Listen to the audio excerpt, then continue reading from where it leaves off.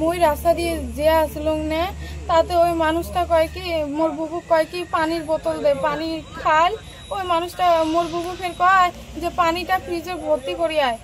ওই মানুষটা মুই গেছং ওই মানুষটা ফের মোর বুবু কইছে কি যে মোর বুবু কইছে যে তা গুইয়ে আননে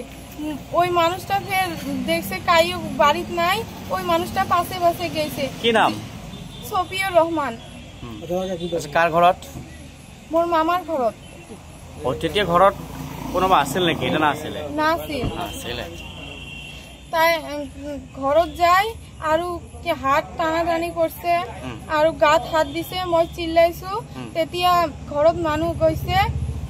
আৰু কিছু কৰিব পৰা না আছিল তোমাৰ সম্পৰ্কত কি হয় মানুহ না না এনে কাম কৰা কিবা উদ্দেশ্য আছিল নেকি লৰা বনৰ না জানো আপোনাক যে আজুকি ধৰিছে বা টানাজৰা যে তোমাক যে কৰিলে এই তোমাৰ সম্পৰ্কীয় নানাজন আপোনাৰ তোমাৰ লগত কিবা বেয়া কাম কৰাৰ কাৰণে কৰিছিল নেকি হ্যাঁ তাৰপিছত মানে মানুহ আহাতে আপুনি ৰক্ষা কৰিলে কিমান বয়সীয়া হ'ব 50 বছৰ তুমি সিংহৰ বাক্ষ নকৰিলে যদি হয় বেয়া কাম এতিয়া তুমি ক'ত আহিছা থানা এজাহাৰ দিবলৈ হয় ঠিক আছে